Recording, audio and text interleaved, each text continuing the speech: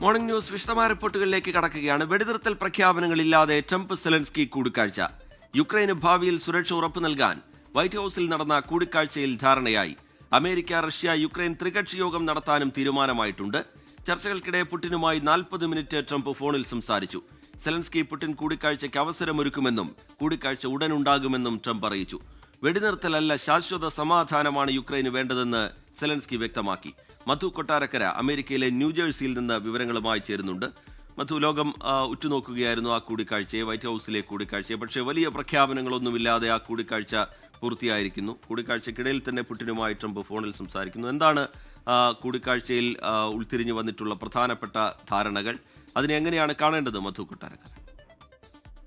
Rejith, good morning. Ukraine യുദ്ധം ആരംഭിച്ചതിന് ശേഷം രാഷ്ട്ര തലവന്മാരുടെ ഏറ്റവും വലിയ ചർച്ചയ്ക്കാണ് ഇന്ന് വൈറ്റ് ഹൌസ് വേദിയായത്. യൂറോപ്യൻ നേതാക്കളോടൊപ്പമാണ് വൈറ്റ് ഹൌസിൽ ഈ യുക്രൈൻ പ്രസിഡന്റ് എത്തിയത്. ട്രംപ് നല്ല രീതിയിൽ തന്നെ സെലൻസ്കിയെ സ്വീകരിക്കുകയും ചെയ്തു. യുക്രൈന് വേണ്ട സുരക്ഷ ഒരുക്കുവാൻ യൂറോപ്പിനെ അമേരിക്ക സഹായിക്കുമെന്ന് ട്രംപ് പിന്നീട് പറഞ്ഞു. ചർച്ച നല്ല രീതിക്ക് പോയെന്ന് സെലൻസ്കിയും വൈറ്റ് ഹൌസിൽ മാധ്യമപ്രവർത്തകരോട് സംസാരിക്കവേ പറഞ്ഞു. ഈ ചർച്ചയ്ക്കിടയിൽ നേരത്തെ റീജിത്ത് സൂചിപ്പിച്ചതുപോലെ വ്ളാദിമിർ പുടിനുമായി ഡൊണാൾഡ് ട്രംപ് ഫോണിൽ ബന്ധപ്പെടുകയും 40 മിനിറ്റോളം ചർച്ച ചെയ്യുകയും ചെയ്തു. പിന്നീട് ഓവൽ ഓഫീസിൽ മടങ്ങിയെത്തി ആ ചർച്ചയുടെ വിശദാംശങ്ങൾ യൂറോപ്യൻ നേതാക്കളെയും സെലൻസ്കി അറിയിക്കുകയും ചെയ്തു. ത്രികക്ഷി കൂടിക്കാഴ്ചയായിരിക്കും അടുത്ത സ്റ്റെപ്പ്. പുടിൻ സെലൻസ്കി കൂടിക്കാഴ്ച ഓഗസ്റ്റ് അവസാനിക്കും മുമ്പ് ഉണ്ടാകുമെന്നുള്ളൊരു പ്രതീക്ഷയിലാണ് വൈറ്റ് ഹൌസ്. കൂടിക്കാഴ്ചയ്ക്ക് ശേഷം വൈറ്റ് ഹൌസിൽ മാധ്യമപ്രവർത്തകരെ കണ്ട സെലൻസ്കി യുക്രൈന്റെ ആവശ്യം വെടിനിർത്തലല്ല, ശാശ്വത സമാധാനമാണെന്ന് പറഞ്ഞു. പുടിനുമായുള്ള ഏത് ഫോർമാറ്റിലുള്ള കൂടിക്കാഴ്ചയ്ക്കും യുക്രൈൻ തയ്യാറാണ്. യുക്രൈന്റെ പ്രദേശങ്ങൾ വിട്ടുകൊടുക്കുന്നത് സംബന്ധിച്ച് ട്രംപുമായി വളരെ നീണ്ട ചർച്ച തന്നെ സെലൻസ്കി നേരത്തെ നടത്തുകയും ചെയ്തിരുന്നു. യുക്രൈന് ഉറപ്പു നൽകുന്ന സുരക്ഷാ ഗ്യാരണ്ടിയുടെ രൂപഘടന 10 ദിവസത്തിനകം തയ്യാറാക്കുവാൻ തീരുമാനമായിട്ടുണ്ട്. യുദ്ധം അവസാനിപ്പിക്കുന്നതിന് തടവുകാരുടെ പൂർണ്ണ കൈമാറ്റം അതൊരു വലിയൊരു ആവശ്യമായിട്ടാണ് സെലൻസ്കി അവതരിപ്പിച്ചത്. അവരെ അവിടെ ഉപദ്രവിക്കുന്നതിന്റെ ചിത്രങ്ങളൊക്കെ ട്രംപുമായിട്ട് പങ്കുവെക്കുകയും ചെയ്തിട്ടുണ്ട്. ബ്രിട്ടന്റെ കെയർ സ്റ്റാമർ, അതുപോലെ ഫ്രഞ്ച് പ്രസിഡന്റ് ഇമാനുവൽ മാക്രോൺ, ട്രംപിന് ഏറെ പ്രിയപ്പെട്ട ജോർജിയ മിലനി ഇറ്റലിയുടെ, അതുപോലെ ഫിൻലാൻഡ് അലക്സാണ്ടർ സ്റ്റബും ഒക്കെ സെലൻസ്കിയോടൊപ്പം എത്തിയിട്ടുണ്ടായിരുന്നു. ഈ വൈറ്റ് ഹൌസ് മീറ്റിംഗിനിടെ ട്രംപ് യുക്രൈനിലെ റഷ്യൻ അധിനിവേശ മേഖലകളും ഇപ്പോൾ യുദ്ധം നടക്കുന്ന മേഖലകളുടെയും ഒക്കെ ഒരു ഭൂപടം പ്രസന്റ് ചെയ്തിരുന്നു. എന്നാൽ റഷ്യയുടെ നിയന്ത്രണത്തിൽ കാണിച്ചിരിക്കുന്ന യുക്രൈൻ പ്രദേശത്തിന്റെ ആ ശതമാനത്തോട് താൻ പൂർണ്ണമായി യോജിക്കുന്നില്ല എന്ന് സെലൻസ്കി പിന്നീട് മാധ്യമപ്രവർത്തകരോട് പറയുകയും ചെയ്തു. അതുപോലെ ഈ അമേരിക്ക നൽകുന്ന സെക്യൂരിറ്റി ഗ്യാരണ്ടിക്ക് ഇപ്പോൾ ഒരു വ്യക്തതയില്ലെങ്കിലും ഭാവിയിൽ റഷ്യൻ അധിനിവേശം തടയുവാനുള്ള ഒരു സുരക്ഷ ഒരുക്കുന്നതായിരിക്കും ഇത്. റീജിത്ത്, ശരി. മധു കൊട്ടാരക്കര ന്യൂജേഴ്സിയിൽ നിന്ന് വിശദാംശങ്ങൾ പങ്കുവെക്കുകയായിരുന്നു. അമേരിക്ക, റഷ്യ, യുക്രൈൻ ത്രികക്ഷി യോഗം നടത്താനും ഈ വൈറ്റ് ഹൌസ് ചർച്ചയിൽ ധാരണയായിട്ടുണ്ട്. വെടിനിർത്തൽ പോലുള്ള വലിയ പ്രഖ്യാപനങ്ങളൊന്നുമില്ല, എങ്കിലും സമാധാനത്തിലേക്ക് കാര്യങ്ങൾ പോകുന്നതിൽ ഒരു പോസിറ്റീവായ സ്റ്റെപ്പ് എന്ന രീതിയിൽ ആ ചർച്ചയെ പൊതുവെ വിലയിരുത്താവുന്നതാണ്. മധു കൊട്ടാരക്കര വിവരങ്ങൾ പങ്കുവയ്ക്കുകയായിരുന്നു. സംസ്ഥാനത്ത് ഒറ്റപ്പെട്ട ശക്തമായ മഴ തുടരുമെന്ന് കേന്ദ്ര കാലാവസ്ഥാ വകുപ്പിന്റെ മുന്നറിയിപ്പ്. 3 ജില്ലകളിൽ ഓറഞ്ച് അലർട്ട് പ്രഖ്യാപിച്ചിട്ടുണ്ട്. കണ്ണൂർ, കാസർഗോഡ്, വയനാട് ജില്ലകളിലാണ് മുന്നറിയിപ്പ് നിലനിൽക്കുന്നത്. MG പ്രദേശ് വിവരങ്ങളുമായി ചേരുന്നുണ്ട് തിരുവനന്തപുരത്ത് നിന്ന്. പ്രദേശ് വടക്കൻ കേരളത്തിൽ മഴ ശക്തമാകും എന്ന് സൂചിപ്പിക്കുന്ന തരത്തിലുള്ള മുന്നറിയിപ്പാണ് പുറത്തു വന്നിട്ടുള്ളത്. കണ്ണൂർ, കാസർഗോഡ്, വയനാട് ജില്ലകളിലാണ് പ്രത്യേകമായി ജാഗ്രത പുലർത്തേണ്ടതുണ്ട്. ശക്തമായ മഴയ്ക്ക് സാധ്യതയുണ്ട് എന്ന മുന്നറിയിപ്പ് വരുന്നത്. എങ്ങനെയായിരിക്കും ജില്ലകളിലെ സാഹചര്യം? എത്രത്തോളം ജാഗ്രതാ ജില്ലകൾ പുലർത്തേണ്ടതുണ്ട്? മുന്നറിയിപ്പിന്റെ വിവരങ്ങൾ പ്രതീഷ്. റിജിത്ത്, മധ്യ കേരളത്തിലും വടക്കൻ കേരളത്തിലും അടുത്ത 2 ദിവസം കൂടി ഒറ്റപ്പെട്ട ശക്തമായ മഴ ലഭിക്കുമെന്നതാണ് കാലാവസ്ഥാ വകുപ്പ് അറിയിച്ചിരിക്കുന്നത്. പ്രധാനമായും റിജിത്ത് സൂചിപ്പിച്ചതുപോലെ തന്നെ വയനാട്, കണ്ണൂർ, കാസർഗോഡ് ജില്ലകളിലാണ് ഈ വരും മണിക്കൂറുകളിൽ മഴ കൂടുതൽ ശക്തമാകുക. 3 ജില്ലകളിൽ ഓറഞ്ച് അലർട്ട് പ്രഖ്യാപിച്ചിട്ടുണ്ട്. അത് ഈ വയനാട്, കണ്ണൂർ, കാസർഗോഡ് ജില്ലകളിലാണ് അതിശക്തമായ മഴയ്ക്കുള്ള ഓറഞ്ച് മുന്നറിയിപ്പ് പ്രഖ്യാപിച്ചിരിക്കുന്നത്. ഇതിനു പുറമെ 6 ജില്ലകളിൽ യെല്ലോ അലർട്ടും പ്രഖ്യാപിച്ചിട്ടുണ്ട്. അത് എറണാകുളം, ഇടുക്കി, തൃശൂർ, പാലക്കാട്, മലപ്പുറം, കോഴിക്കോട് ജില്ലകളിലാണ് യെല്ലോ അലർട്ട് പ്രഖ്യാപിച്ചിരിക്കുന്നത്. നിലവിൽ ഈ തെക്കൻ കേരളത്തിൽ മഴ മുന്നറിയിപ്പുകൾ ഒന്നും തന്നെ പ്രഖ്യാപിച്ചിട്ടില്ല. പക്ഷേ ഒറ്റപ്പെട്ട മഴയ്ക്ക് സാധ്യതയുണ്ട് എന്നതാണ് കാലാവസ്ഥാ വകുപ്പ് അറിയിച്ചിരിക്കുന്നത്. നാളെ കൂടി വടക്കൻ കേരളത്തിൽ മഴയുണ്ടാകും. അതിനുശേഷം മഴയുടെ ശക്തി കുറയുമെന്നതാണ് കാലാവസ്ഥാ വകുപ്പിന്റെ ഏറ്റവും പുതിയ മുന്നറിയിപ്പിൽ നിന്ന് മനസ്സിലാക്കാൻ കഴിയുന്ന കാര്യം. വടക്കൻ കേരളത്തിലുള്ളവർ പ്രത്യേക ജാഗ്രത പാലിക്കണം. കാരണം കാരണം ഓറഞ്ച് അലർട്ടാണ്. അതുകൊണ്ട് തന്നെ മണ്ണിടിച്ചിലിന് ഉൾപ്പെടെ സാധ്യതയുണ്ട്. മലയോര മേഖലകളിലുള്ളവരും തീരമേഖലകളിലുള്ളവരും പ്രത്യേക ജാഗ്രത പാലിക്കണമെന്ന നിർദ്ദേശമാണ് ദുരന്ത നിവാരണ അതോറിറ്റിയും പുറപ്പെടുവിച്ചിരിക്കുന്നത്. ഇന്നലെ ഉൾപ്പെടെ ഈ മഴക്കെടുതികൾ വടക്കൻ മേഖലകളിൽ രൂക്ഷമായിരുന്നു. പലയിടങ്ങളിലും മണ്ണിടിച്ചിലുണ്ടായി, അപകടങ്ങളുണ്ടായി. അതുകൊണ്ട് തന്നെ ശക്തമായ കാറ്റിന് സാധ്യതയുണ്ട്. ഈ സാഹചര്യത്തിൽ പ്രത്യേക ജാഗ്രത പൊതുജനങ്ങൾ പാലിക്കണമെന്ന മുന്നറിയിപ്പ് കൂടി കാലാവസ്ഥാ വകുപ്പ് നൽകുന്നുണ്ട്. നിലവിൽ കേരള തീരത്ത് ഈ മത്സ്യബന്ധനത്തിന് വിലക്ക് ഏർപ്പെടുത്തിയിട്ടില്ല. പക്ഷേ 50 കിലോമീറ്റർ വരെ വേഗതയിൽ ശക്തമായ കാറ്റിന് സാധ്യതയുള്ളത് കൊണ്ട് മത്സ്യത്തൊഴിലാളികൾ ജാഗ്രത പാലിക്കണമെന്ന മുന്നറിയിപ്പ് കൂടി കാലാവസ്ഥാ വകുപ്പ് നൽകുന്നുണ്ട്. ശരി, MG പ്രതീഷ് തിരുവനന്തപുരത്ത് നിന്ന് വിവരങ്ങൾ പങ്കുവെക്കുകയായിരുന്നു. കനത്ത മഴ തുടരുന്ന സാഹചര്യത്തിൽ പാലക്കാട് ജില്ലയിലെ വിദ്യാഭ്യാസ സ്ഥാപനങ്ങൾക്ക് ജില്ലാ കളക്ടർ ഇന്ന് അവധി പ്രഖ്യാപിച്ചു. അങ്കണവാടികൾ, നഴ്സറികൾ, CBSE, ICSE സ്കൂളുകൾ, കിൻഡർ ഗാർഡനുകൾ, മദ്രസകൾ, സ്വകാര്യ ട്യൂഷൻ സെന്ററുകൾ എന്നിവയ്ക്ക് അവധി ബാധകമായിരിക്കും. കോളേജുകൾ, പ്രൊഫഷണൽ കോളേജുകൾ, റെസിഡൻഷ്യൽ സ്കൂളുകൾ, നവോദയ വിദ്യാലയം എന്നിവയ്ക്ക് അവധിയില്ല. പൊതുപരീക്ഷകൾ, അഭിമുഖങ്ങൾ എന്നിവ മുൻ നിശ്ചയിച്ച പ്രകാരം നടക്കും. എന്നാൽ സ്കൂൾ പരീക്ഷകൾക്ക് അവധി ബാധകമായിരിക്കും.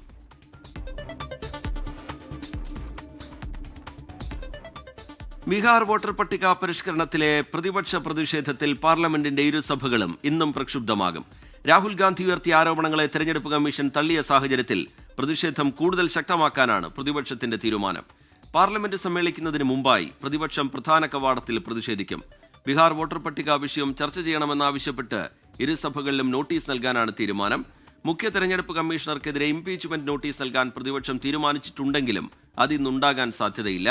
അതേസമയം ഉപരാഷ്ട്രപതി തെരഞ്ഞെടുപ്പുമായി ബന്ധപ്പെട്ട് പ്രധാനമന്ത്രി നരേന്ദ്രമോദിയുടെ അധ്യക്ഷതയിൽ NDA പാർലമെന്ററി പാർട്ടി യോഗം ഇന്ന് ചേരും.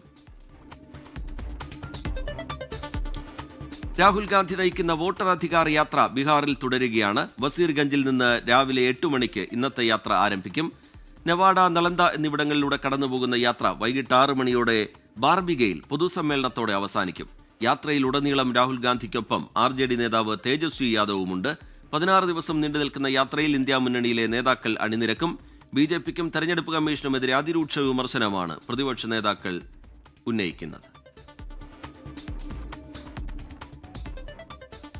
കന്നുകാലി വളർത്തലും കൃഷിയും ഉപജീവനമാർഗമാക്കിയ സാധാരണ ഗ്രാമീണരാണ് ബീഹാറിൽ അധികവും. വലിയൊരു വിഭാഗം മറ്റ് സംസ്ഥാനങ്ങളിൽ ജോലിക്കായി പോയിരിക്കുന്നവർ.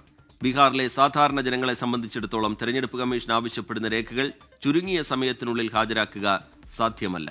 വോട്ടർ പട്ടികയിൽ നിന്ന് പുറത്താകുമോ എന്ന ആശങ്കയും ഗ്രാമീണർക്കുണ്ട്. ബീഹാറിലെ കുടുംബയിലെ ഗ്രാമത്തിൽ നിന്ന് വിനീത വിജി തയ്യാറാക്കിയ റിപ്പോർട്ടിലേക്കാണ് ഇനി നമ്മൾ പോകുന്നത്. ബീഹാർ ബുദ്ധമതത്തിന് വേരോട്ടം കിട്ടിയ മണ്ണ്. 8 ഡിവിഷനുകളിലായി 38 ജില്ലകൾ. കർഷക തൊഴിലാളികളും സാധാരണക്കാരുമാണ് അധികവും. വോട്ടർ പട്ടിക പരിഷ്കരണത്തിന് പിന്നാലെ 65 ലക്ഷം പേർ വോട്ടർ പട്ടികയിൽ നിന്ന് പുറത്തായെന്നാണ് കണക്കുകൾ. ബീഹാറിലെ വോട്ടർ പട്ടിക പരിഷ്കരണം സാധാരണക്കാരെ എങ്ങനെയാണ് ബാധിക്കുന്നതെന്ന് പരിശോധിക്കാം.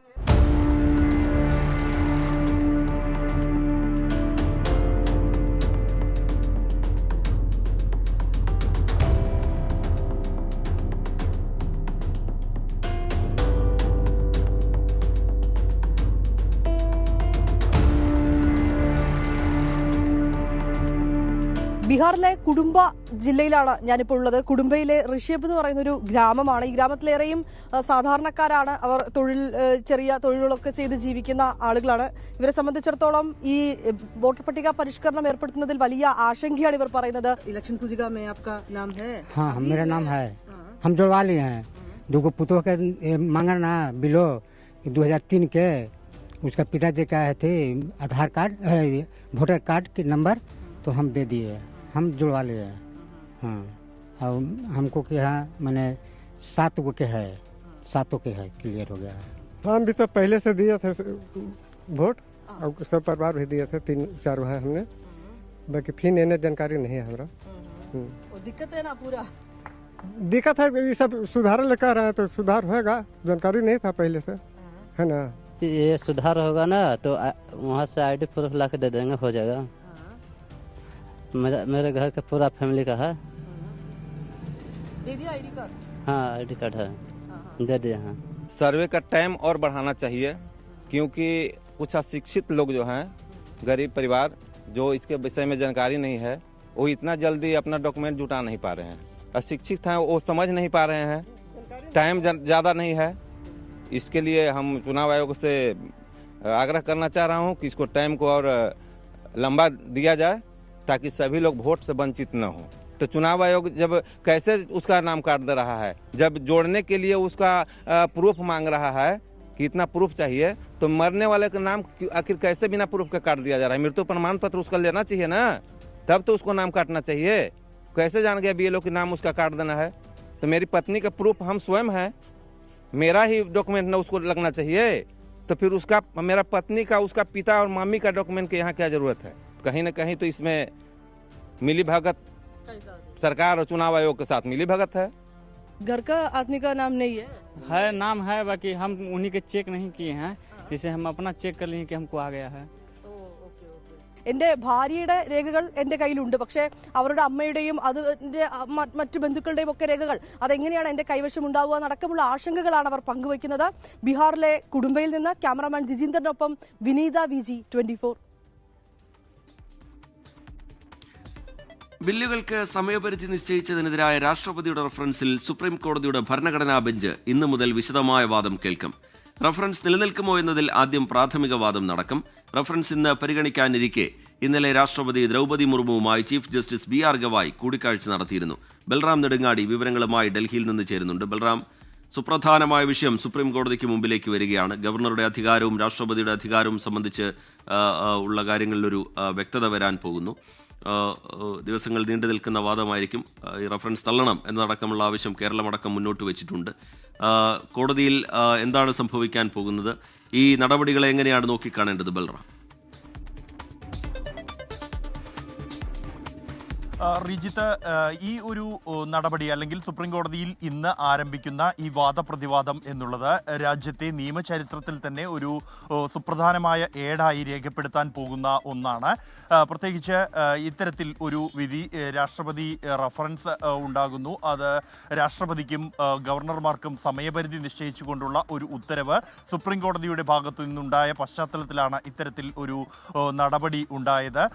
ഇതിന് എതിരായ ഹർജികൾ കേരളവും തമിഴ്നാടും അടക്കമുള്ള സംസ്ഥാനങ്ങളാണ് ഈ വിഷയത്തിൽ ഇതിനെതിരായി ഹർജി സുപ്രീം കോടതിയിൽ സമർപ്പിച്ചിരിക്കുന്നത്. അതേസമയം കേന്ദ്രമാകട്ടെ അനുകൂലിക്കുന്ന തരത്തിലായിരുന്നു ഉള്ള സമീപനമാണ് സ്വീകരിച്ചിരിക്കുന്നത്. ഈ വിഷയത്തിൽ ഇന്നു മുതൽ 4 ദിവസത്തെ വാദമാണ് സുപ്രീം കോടതി നിശ്ചയിച്ചിരിക്കുന്നത്. ആദ്യഘട്ടത്തിൽ ഈ രാഷ്ട്രപതിയുടെ റഫറൻസ് നിലനിൽക്കുമോ എന്ന വാദമായിരിക്കും നടക്കുക. അതിനുശേഷം ഈ രാഷ്ട്രപതിയുടെ റഫറൻസിനെ അനുകൂലിക്കുന്നവരുടെ വാദങ്ങൾ സുപ്രീം കോടതി കേൾക്കും. തുടർന്നായിരിക്കും എതിർക്കുന്നവരുടെ വാദങ്ങൾ. കേരളവും തമിഴ്നാടും അടക്കമുള്ള സംസ്ഥാനങ്ങൾ സമർപ്പിച്ച അല്ലെങ്കിൽ അവരുടെ വാദങ്ങൾ സുപ്രീം കോടതി കേൾക്കുക. നേരത്തെ ജസ്റ്റിസ് പർദിവാലയുടെ നേതൃത്വത്തിലുള്ള ബെഞ്ച് പുറപ്പെടുവിച്ച ഉത്തരവിന് എതിരെയാണ് രാഷ്ട്രപതിയുടെ റഫറൻസ് ഉണ്ടായത്. അതേസമയം ഈ ഹർജികൾ അല്ലെങ്കിൽ ഈ കേസ് സുപ്രീം കോടതി ഇന്ന് പരിഗണിക്കാനിരിക്കെയാണ് ചീഫ് ജസ്റ്റിസ് BR ഗവായ് കഴിഞ്ഞ ദിവസം രാഷ്ട്രപതിയുമായി കൂടിക്കാഴ്ച നടത്തിയത് എന്നുള്ളതും സുപ്രധാനമായ ഒരു കാര്യമാണ്. എന്തായാലും ഇന്ന് മുതൽ 4 ദിവസത്തെ വാദം അത് രാജ്യത്തെ നിയമചരിത്രത്തിൽ തന്നെ രേഖപ്പെടുത്തുന്ന ഒന്നാണ്. രാജ്യം ഉറ്റുനോക്കുന്ന ഒരു കേസാണ് സുപ്രീം കോടതി ഇന്നു മുതൽ പരിഗണിക്കുന്നത്. ശരി, ബൽറാം നെടുങ്ങാടി ഡൽഹിയിൽ നിന്ന് വിശദാംശങ്ങൾ നൽകുകയായിരുന്നു. മരണാനന്തര അവയവദാന പദ്ധതിയായ കേസോട്ടോയെക്കുറിച്ച് തിരുവനന്തപുരം മെഡിക്കൽ കോളേജ് നെഫ്രോളജി വിഭാഗം മേധാവി ഡോക്ടർ മോഹൻദാസിന്റെ ആരോപണങ്ങൾ ശരിവെച്ച് കണക്കുകൾ. കേസോട്ടോ പദ്ധതി രൂപീകരിച്ച ശേഷം സർക്കാർ മെഡിക്കൽ കോളേജുകളിൽ ഇതുവരെ സ്ഥിരീകരിച്ചത് 389 മസ്തിഷ്ക മരണങ്ങളാണ്. ഈ വർഷം സ്ഥിരീകരിച്ച 11 മസ്തിഷ്ക മരണങ്ങളിൽ 10 സ്വകാര്യ ആശുപത്രികളിലാണ്. MG പ്രതീഷ് വിവരങ്ങളുമായി ചേരുന്നുണ്ട് തിരുവനന്തപുരത്ത് നിന്ന്. പ്രതീഷ്, എന്താണ് ഈ കണക്കുകൾ സൂചിപ്പിക്കുന്നത്? എന്താണ് കണക്കുകളിൽ നിന്ന് മനസ്സിലാവുന്നത്? എന്താണ് പ്രതീഷ്? റിജിത്ത, മരണാനന്തര അവയവദാനം ഏകോപിപ്പിക്കുന്നതിനായി രൂപീകരിച്ച കേസോട്ടോ പൂർണ്ണ പരാജയമെന്നതായിരുന്നു മെഡിക്കൽ കോളേജിലെ നെഫ്രോളജി വിഭാഗം മേധാവിയുടെ തുറന്നു പറച്ചിൽ. ഇതിന് പിന്നാലെ ഇത് നിഷേധിച്ച കേസോട്ടോ വാർത്താക്കുറിപ്പ് ഇറക്കി. ഇത്തരത്തിൽ തുറന്നു പറച്ചിൽ നടത്തിയ നെഫ്രോളജി മേധാവിക്ക് ആരോഗ്യവകുപ്പ് മെമ്മോ നൽകുകയും ചെയ്തു. പക്ഷേ അദ്ദേഹം ഉയർത്തിയ വാദങ്ങൾ ശരിവയ്ക്കുന്ന കണക്കുകൾ കൂടിയാണ് പുറത്തു വരുന്നത്. കാരണം 2012 മൃതസഞ്ജീവനി രൂപീകരിക്കുന്നത്. ഡോക്ടർ വേണുഗോപാലിൻ്റെയും ഡോക്ടർ രാംദാസിൻ്റെയും നേതൃത്വം നേതൃത്വത്തിലായിരുന്നു അന്ന് മൃതസഞ്ജീവനി രൂപീകരിച്ചത്. പക്ഷേ മൃതസഞ്ജീവനി രൂപീകരിച്ച ആദ്യ 5 വർഷത്തിൽ നടന്ന അത്രത്തോളം മരണാനന്തര അവയവദാനം പിന്നീട് നടന്നിട്ടില്ല എന്നതാണ് കണക്കുകൾ വ്യക്തമാക്കുന്നത്. ഈ കേസോട്ട രൂപീകരിച്ച ശേഷം ഇതുവരെ 389 മസ്തിഷ്ക മരണങ്ങൾ സ്ഥിരീകരിച്ചു എന്ന് കണക്കുകൾ വ്യക്തമാക്കുന്നു. ഈ 389 മസ്തിഷ്ക മരണങ്ങളിൽ 251 എണ്ണവും ആദ്യത്തെ 5 വർഷം മുമ്പായിരുന്നു, ആദ്യത്തെ 5 വർഷ കാലാവധിക്കിടയിലായിരുന്നു. പക്ഷേ അതിനുശേഷം 8.5 വർഷം പൂർത്തിയാകുമ്പോൾ 138 മസ്തിഷ്ക മരണങ്ങൾ മാത്രമാണ് പിന്നീട് സ്ഥിരീകരിച്ചത്. അവർക്ക് പിന്നാലെ വന്ന ആളുകളുടെ കാലത്ത് മസ്തിഷ്ക മരണം സ്ഥിരീകരിക്കുന്നതിൽ വലിയ കുറവുണ്ടായി എന്നതാണ് ഏറ്റവും പുതിയ കണക്കുകൾ വ്യക്തമാക്കുന്നത്. ഈ വർഷം ഇതുവരെ 11 മസ്തിഷ്ക മരണങ്ങൾ സ്ഥിരീകരിച്ചതിൽ 10 എണ്ണവും സ്വകാര്യ ആശുപത്രിയിലാണ് എന്നും കൂടി ഈ കണക്കുകൾ വ്യക്തമാക്കുന്നുണ്ട്. അതുകൊണ്ട് തന്നെ മസ്തിഷ്ക മരണം സ്ഥിരീകരിക്കുന്നതിൽ സർക്കാർ മെഡിക്കൽ കോളേജുകളിൽ വലിയ കുറവുണ്ടായി എന്നതാണ് കണക്കുകൾ വ്യക്തമാക്കുന്ന കാര്യം. ഏറ്റവും കൂടുതൽ സ്വകാര്യ ആശുപത്രികളിലാണ് മസ്തിഷ്ക മരണം സ്ഥിരീകരിക്കുന്നത്. ഇതിൽ ഡോക്ടർമാർ അല്ലെങ്കിൽ കേസോട്ട ഉൾപ്പെടെ പറയുന്ന കാര്യം, ഈ മസ്തിഷ്ക മരണം സ്ഥിരീകരിക്കുന്നതിൽ ഡോക്ടർമാർക്ക് ചില പ്രശ്നങ്ങളുണ്ട്, നിയമപരമായ എന്തെങ്കിലും പ്രശ്നങ്ങൾ ഉണ്ടാകുമോ എന്നുള്ളൊരു ഭയം കൊണ്ട് മസ്തിഷ്ക മരണം സ്ഥിരീകരിക്കുന്നതിൽ നിന്ന് ഡോക്ടർമാർ പിന്മാറുന്നു എന്നുള്ള ഒരു കാര്യമാണ് കേസോട്ടോയ് ഉൾപ്പെടെ നേരത്തെയും പറഞ്ഞിരുന്നത്. പക്ഷേ സ്വകാര്യ ആശുപത്രിയിൽ മസ്തിഷ്ക മരണം സ്ഥിരീകരിക്കുന്നുണ്ട്. സ്വകാര്യ ആശുപത്രിയിലെ ഡോക്ടർമാർക്ക് അത്തരത്തിൽ നിയമക്കുരുക്കുകൾ ഒന്നും തന്നെ ഉണ്ടാകുന്നില്ല. അതുകൊണ്ട് തന്നെ അത്തരത്തിലൊരു തടസ്സം എന്താണ് എന്നതാണ് പ്രധാനമായും ഉയരുന്ന ചോദ്യം. മരണാനന്തര അവയവദാനം പ്രോത്സാഹിപ്പിക്കുന്നതിനായി കേസോട്ടോ നിരവധി ക്യാമ്പയിനുകൾ ഉൾപ്പെടെ നടത്തുന്നുണ്ട്. ഈ അടുത്താണ് ഈ മരണാനന്തര അവയവദാനം നടത്തിയ ദാതാക്കളെ ഉൾപ്പെടെ ഈ തിരുവനന്തപുരത്ത് ആദരിക്കുന്ന ചടങ്ങ് ആരോഗ്യവകുപ്പ് സംഘടിപ്പിച്ചത്. പക്ഷേ അപ്പോഴും സർക്കാർ മെഡിക്കൽ കോളേജുകളിൽ മസ്തിഷ്ക മരണം സ്ഥിരീകരിക്കുന്നത് വളരെ വിരളമായി മാറുന്നു എന്നതാണ് ഏറ്റവും പ്രധാനപ്പെട്ട കാര്യം. അതുതന്നെയാണ് മെഡിക്കൽ കോളേജിലെ നെഫ്രോളജി വിഭാഗം മേധാവി ഡോക്ടർ മോഹൻദാസ് തുറന്നു പറഞ്ഞത്. പ്രജിത്ത. ശരി, MG പ്രതീഷ് വിവരങ്ങൾ നൽകുകയായിരുന്നു തിരുവനന്തപുരത്ത് നിന്ന്. കേസോട്ടോ പദ്ധതി പരാജയമാണ് എന്ന ഡോക്ടർ മോഹൻദാസിന്റെ ആരോപണങ്ങൾ, വാദങ്ങൾ ശരിവെക്കുന്ന തരത്തിലാണ് കണക്കുകൾ നമുക്ക് മുമ്പിലേക്ക് എത്തുന്നത്. ഇന്ത്യ മുന്നണിയുടെ ഉപരാഷ്ട്രപതി സ്ഥാനാർത്ഥിയെ ഇന്ന് പ്രഖ്യാപിക്കും. ഇന്നലെ കോൺഗ്രസ് അധ്യക്ഷൻ മല്ലികാർജ്ജുൻ ഖർഗെയുടെ വസതിയിൽ ചേർന്ന യോഗത്തിൽ പ്രാഥമിക ചർച്ചകൾ ആരംഭിച്ചു. പ്രതിപക്ഷ പാർട്ടി നേതാക്കളുമായി കൂടിയാലോചിച്ചാകും സ്ഥാനാർത്ഥി പ്രഖ്യാപനം. ISRO മുൻ ഡയറക്ടർ M അണ്ണാദുരൈയുടെ പേരാണ് ഉയർന്നു കേൾക്കുന്നത്. രാഷ്ട്രീയേതര മേഖലയിൽ നിന്നുള്ള വ്യക്തിയെയാണ് ഇന്ത്യ മുന്നണി പരിഗണിക്കുന്നത് എന്ന സൂചനയും വരുന്നുണ്ട്. അതിനിടെ NDA പാർലമെന്ററി പാർട്ടി യോഗവും ഇന്ന് ചേരും. CPIM-നെ പിടിച്ചുലയ്ക്കുന്ന പരാതിക്കത്ത് വിവാദത്തെ പ്രതിരോധിക്കാൻ ശ്രമിച്ച് പാർട്ടി നേതൃത്വം. സംസ്ഥാന സെക്രട്ടറി MV ഗോവിന്ദൻ തനിക്ക് ആദരവുള്ള വ്യക്തിയാണെന്ന് പറഞ്ഞുകൊണ്ട് മുഹമ്മദ് ഷർഷാദ് പാർട്ടി നേതാക്കൾക്ക് അയച്ച കത്ത് പുറത്തുവിട്ടുകൊണ്ടാണ് സംസ്ഥാന നേതൃത്വം വിവാദത്തെ പ്രതിരോധിക്കാൻ ശ്രമിക്കുന്നത്. 2024 മെയ്യിലാണ് ഇമെയിലായി കത്ത് ലഭിക്കുന്നത്. എന്നാൽ പരാതി അടങ്ങുന്ന കത്ത് ലഭിച്ചിട്ടും മധുര പാർട്ടി കോൺഗ്രസിൽ രാജേഷ് കൃഷ്ണ എങ്ങനെ പ്രതിനിധിയായി എന്ന ചോദ്യത്തിന് മുന്നിൽ CPIM നേതൃത്വം കുഴങ്ങുകയാണ്.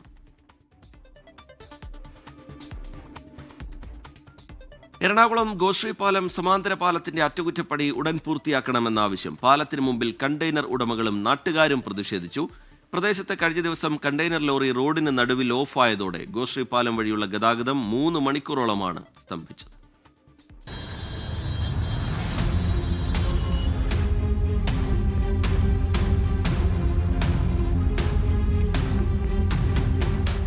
ഗോശ്രീ പാലത്തിൽ കഴിഞ്ഞ കുറച്ചു നാളുകളായുള്ള പതിവ് കാഴ്ചയാണിത്. കൊച്ചി ഗോശ്രീ 2ാം പാലത്തിന്റെ സമാന്തര പാലം അറ്റകുറ്റപ്പണിക്കായി അടച്ചതാണ് ഗതാഗതക്കുരുക്കിന് പ്രധാന കാരണം. അറ്റകുറ്റപ്പണിക്കായി അടച്ചിട്ട പാലത്തിന്റെ നിർമ്മാണം ഇഴഞ്ഞു നീങ്ങുന്നുവെന്നാണ് നാട്ടുകാരുടെ പരാതി. ഇതിനെതിരെയാണ് പ്രതിഷേധം ശക്തമാകുന്നത്.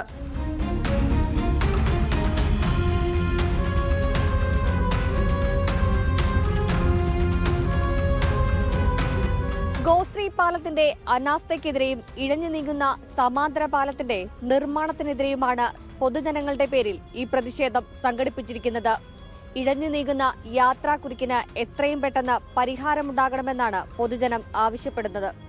വൈപ്പിൻ, മുളവുകാട് മേഖലകളെ എറണാകുളത്തേക്ക് ബന്ധിപ്പിക്കുന്ന ഗോശ്രീ പാലത്തിലെ അഴിയാക്കുരുക്കിൽ വലയുകയാണ് ജനം. കുരുക്ക് പതിവായതോടെയാണ് ജനം പ്രതിഷേധവുമായി എത്തിയത്.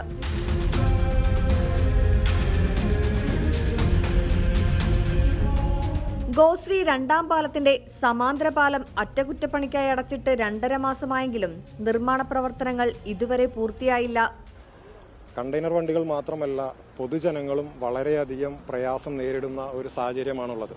ഈ നില തുടർന്നാൽ ഒരുപാട് നഷ്ടങ്ങൾ ഇനിയും സഹിക്കേണ്ടി വരും. ആംബുലൻസ് ഉൾപ്പെടെയുള്ള വാഹനങ്ങൾ, അടിയന്തര സാഹചര്യമുള്ള വാഹനങ്ങൾ പോലും പോകാൻ പറ്റാതെ രോഗികളടക്കം പ്രയാസപ്പെടുന്ന ഒരു സാഹചര്യമാണുള്ളത്. അടച്ചിട്ടിരിക്കുന്ന പാലത്തിൽ രാത്രിയും പകലും കൂടുതൽ തൊഴിലാളികളെ വെച്ച് 25 ദിവസത്തിനുള്ളിൽ പണി തീർക്കുമെന്ന് അധികൃതർ ഉറപ്പു നൽകിയെങ്കിലും നിർമ്മാണത്തിന് ഇനിയും കാലതാമസം വരുമെന്നാണ് നാട്ടുകാരുടെ ആക്ഷേപം. അവർ ഒരാഴ്ചക്കുള്ളിൽ തീർക്കും എന്ന് പറയല്ലാണ്ട് ഒരു തീരുമാനവും നടക്കുന്നില്ല. അപ്പോൾ ഞങ്ങൾ ഇനി ഇത് സമരമായിട്ട് തന്നെ പോകാനാണ് ഞങ്ങളുടെ തീരുമാനം. 15 ദിവസത്തിനകം ഈ പാലത്തിന്റെ പണി തീർന്നില്ലെങ്കിൽ സമരമായിട്ട് ഞങ്ങൾ മുന്നോട്ട് പോകും. ടോള് കൊടുക്കാൻ ഞങ്ങൾ തയ്യാറല്ല. പാലത്തിന്റെ അറ്റകുറ്റപ്പണി വൈകുന്നതിനെതിരെ പ്രതിഷേധ പരിപാടികൾ സംഘടിപ്പിക്കാനാണ് തീരുമാനം. ബോൾഗാട്ടി ജംഗ്ഷനിലെ ഗതാഗതക്കുരുക്ക് രൂക്ഷമായതോടുകൂടി ഗോശ്രീ സമാന്തര പാലങ്ങളുടെ അറ്റകുറ്റപ്പണി എത്രയും പെട്ടെന്ന് പൂർത്തീകരിക്കണമെന്നാണ് പൊതുജനം ആവശ്യപ്പെടുന്നത്. 15 ദിവസത്തിനകം പാലം പണി പൂർത്തിയായില്ലെങ്കിൽ വലിയ രീതിയിലുള്ള പ്രക്ഷോഭത്തിലേക്ക് കടക്കുമെന്നാണ് ജനം സൂചിപ്പിക്കുന്നത്. മാഹിനൊപ്പം സൂര്യശ്രീ, 24 കൊച്ചി.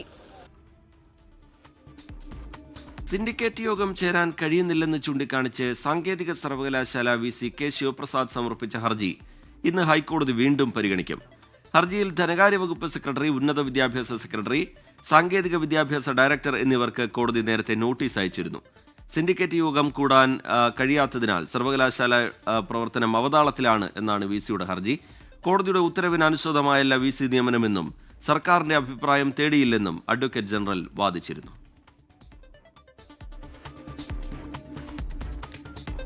ബലാത്സംഗ കേസിൽ പ്രതി റാപ്പർ വേടന്റെ മുൻകൂർ ജാമ്യാപേക്ഷ ഹൈക്കോടതി വീണ്ടും പരിഗണിക്കും. പരാതിക്കാരിയെ കക്ഷി ചേർക്കാൻ ഇന്നലെ ഹൈക്കോടതി അനുമതി നൽകിയിരുന്നു. ജാമ്യ ഹർജിയെ എതിർത്ത് പോലീസ് റിപ്പോർട്ട് നൽകിയിട്ടുണ്ട്. YS അഭിനന്ദ് വിവരങ്ങളുമായി കൊച്ചിയിൽ നിന്ന് ചേരുകയാണ്. അഭിനന്ദ്, വിവരങ്ങൾ എന്താണ് അഭിനന്ദ്?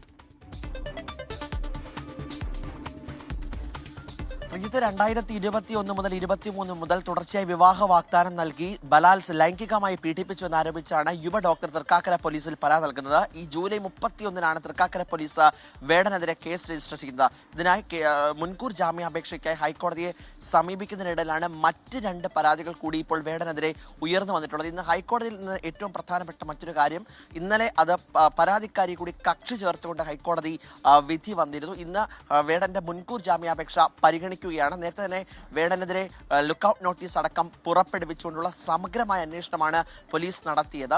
എന്തായാലും ഈ പരാതിക്കാരിയെ കക്ഷി ചേർത്തതോടുകൂടി അതിനെ പ്രതിഭാഗം എതിർക്കുകയും ചെയ്തിട്ടുണ്ടായിരുന്നില്ല. എന്തായാലും ഇന്ന് മുൻകൂർ ജാമ്യാപേക്ഷ തള്ളുകയാണെങ്കിൽ അറസ്റ്റ് ഉൾപ്പെടെയുള്ള നടപടികളിലേക്ക് കടക്കുവാനാണ് തൃക്കാക്കര പോലീസിന്റെ തീരുമാനം.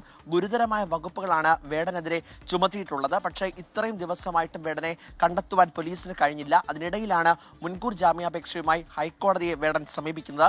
ഇന്ന് മുൻകൂർ ജാമ്യാപേക്ഷയിൽ വിധി വന്നാൽ അത് വേടനെതിരെയാണെങ്കിൽ ഇന്ന് തന്നെ അറസ്റ്റ് ഉൾപ്പെടെയുള്ള നടപടികളിലേക്ക് കടക്കുമെന്നാണ് തൃക്കാക്കര പോലീസ് വ്യക്തമാക്കുന്നത്. റീജിത്ത്, ശരി. YS അഭിനന്ദ് വിശദാംശങ്ങൾ പങ്കുവെക്കുകയായിരുന്നു കൊച്ചിയിൽ നിന്ന്. സ്വകാര്യ ബസ്സുകളുടെ മത്സര ഓട്ടത്തിനെതിരെയുള്ള ഹർജി ഹൈക്കോടതി ഇന്ന് വീണ്ടും പരിഗണിക്കും. മത്സരയോട്ടം തടയാൻ പെർമിറ്റ് നൽകുന്ന സമയക്രമത്തിൽ മാറ്റം വേണമെന്നും നിയമം ലംഘിക്കുന്ന ബസ്സുകൾ പിടിച്ചെടുക്കണമെന്നും ഹൈക്കോടതി കഴിഞ്ഞ തവണ നിർദ്ദേശിച്ചിരുന്നു. ഇതിൽ സർക്കാർ നിലപാട് അറിയിച്ചേക്കും. നഗരപ്രദേശങ്ങളിൽ 5 മിനിറ്റും ഗ്രാമപ്രദേശങ്ങളിൽ 10 മിനിറ്റും ബസ്സുകൾക്കിടയിൽ ഇടവേള വേണം എന്നാണ് കോടതിയുടെ നിലപാട്. ജസ്റ്റിസ് അമിത് റാവലിന്റെ ബെഞ്ചാണ് ഹർജി പരിഗണിക്കുക.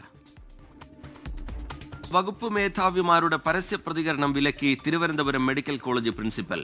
ഡോക്ടർ ഹാരിസ് ഹസന് പിന്നാലെ ഡോക്ടർ മോഹൻദാസിന്റെ സമൂഹമാധ്യമ പോസ്റ്റും ആരോഗ്യവകുപ്പിനെ വെട്ടിലാക്കിയതിന് പിന്നാലെയാണ് നീക്കം.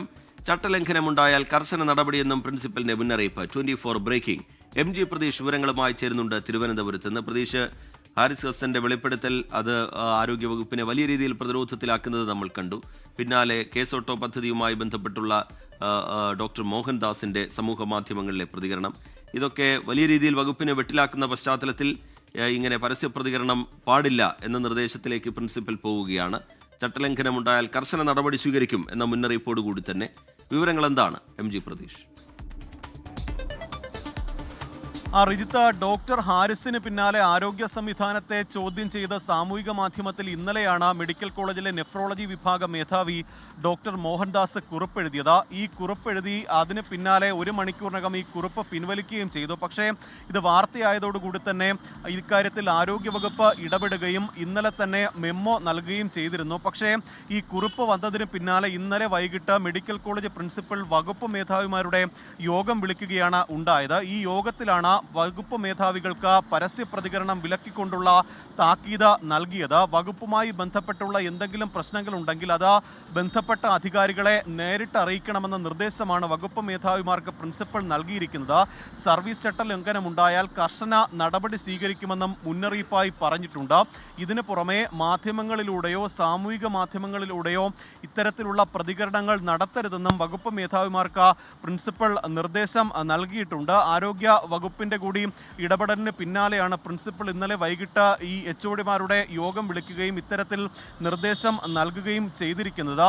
ഈ ഹാരിസിന് പിന്നാലെ ഡോക്ടർ മോഹൻദാസിന്റെ തുറന്നു പറച്ചിലും ആരോഗ്യവകുപ്പിന് ക്ഷീണമുണ്ടാക്കിയിട്ടുണ്ട്. കാരണം ഈ കേസോട്ടോയ്ക്കെതിരെ വലിയ പ്രചാരണം ഉൾപ്പെടെ ആരോഗ്യവകുപ്പ് നടത്തി വരുന്ന ഒരു ഘട്ടത്തിലാണ് കേസോട്ടോ പൂർണ്ണ പരാജയമെന്ന മെഡിക്കൽ കോളേജിലെ നെഫ്രോളജി വിഭാഗം മേധാവി തന്നെ അത്തരത്തിലൊരു പ്രതികരണം നടത്തിയത്. അതുകൊണ്ടാണ് ഇനി ഇത്തരത്തിൽ പരസ്യ പ്രതികരണങ്ങൾ വകുപ്പ് മേധാവിമാരുടെ ഭാഗത്ത് നിന്ന് ഉണ്ടാകരുതെന്നുള്ള ഒരു കാര്യം ഈ പ്രിൻസിപ്പൽ നിർദ്ദേശം നൽകിയിരിക്കുന്നത്. ഒപ്പം അത്തരത്തിൽ നിർദ്ദേശമുണ്ടായാൽ കർശന നടപടി ഉണ്ടാകുമെന്ന് കൂടി അദ്ദേഹം ഇന്നലത്തെ ഈ യോഗത്തിൽ പറയുകയും ചെയ്തു. ശ്രീജിത്ത്.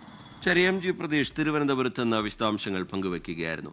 ധർമ്മസ്ഥലയിലെ മുൻ ശുചീകരണ തൊഴിലാളിയുടെ വെളിപ്പെടുത്തലിൽ രേഖകൾ കേന്ദ്രീകരിച്ചുള്ള പരിശോധന ശക്തമാക്കാൻ പ്രത്യേക അന്വേഷണ സംഘം തീരുമാനിച്ചു.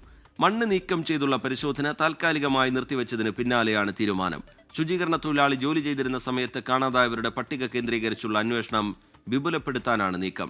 ഇയാളെ ഇന്നും ചോദ്യം ചെയ്യും. കാണാതായ അനന്യ ഭട്ടിനെ കുറിച്ചുള്ള അന്വേഷണത്തിലാണ് ഒരു സംഘമുള്ളത്. അതിനിടെ 2012 കൊല്ലപ്പെട്ട യമുന നാരായണ എന്നീ സഹോദരങ്ങളുടെ കൊലപാതകത്തിൽ അന്വേഷണം വേണം എന്നാവശ്യപ്പെട്ടുകൊണ്ട് ബന്ധുക്കൾ SITക്ക് പരാതി നൽകിയിട്ടുണ്ട്. വാർത്ത റിപ്പോർട്ട് ചെയ്തതിന് 24 പ്രാദേശിക ലേഖകന് CPIM നേതാവിന്റെ മർദ്ദനം. 24 കിളിമാനൂർ മേഖലാ റിപ്പോർട്ടറായ മണിക്കുട്ടനെയാണ് CPIM കിളിമാനൂർ ഏരിയ കമ്മിറ്റി അംഗം RK ബൈജു മർദ്ദിച്ചത്. SFI ASF സംഘർഷം റിപ്പോർട്ട് ചെയ്തതിന്റെ പേരിലാണ് മർദ്ദനം. സ്കൂൾ തെരഞ്ഞെടുപ്പിനെ ചൊല്ലിയുണ്ടായ തർക്കത്തിൽ പ്രവർത്തകർ തമ്മിൽ ഇന്നലെ കിളിമാനൂർ പഴയ കുന്നുമ്മൽ പഞ്ചായത്ത് ബസ് സ്റ്റാൻഡിൽ സംഘർഷമുണ്ടായിരുന്നു. ഇതിന് പിന്നാലെ ഇരുകൂട്ടരും പരാതി നൽകാൻ കിളിമാനൂർ പോലീസ് സ്റ്റേഷനിലെത്തി. ഇതറിഞ്ഞ് വിവരമന്വേഷിക്കാൻ എത്തിയ മണിക്കുട്ടനെയാണ് CPIM നേതാവ് മർദ്ദിച്ചത്. മൊബൈൽ ഫോൺ ബലമായി പിടിച്ചു വാങ്ങാനും ശ്രമമുണ്ടായി. വാർത്ത നൽകരുതെന്നും തുടർന്നും ഇവിടെ നിന്നാൽ തല്ലി ഓടിക്കും എന്നായിരുന്നു ഭീഷണി. മണിക്കുട്ടൻ പോലീസിൽ പരാതി നൽകിയിട്ടുണ്ട്. UAEയിൽ സ്കൂളുകൾ തുറക്കാൻ ഇനി ഒരാഴ്ച മാത്രം. വേനലവധിക്ക് നാട്ടിലേക്ക് പോയ പ്രവാസികളെല്ലാം തിരികെ വന്നു തുടങ്ങി.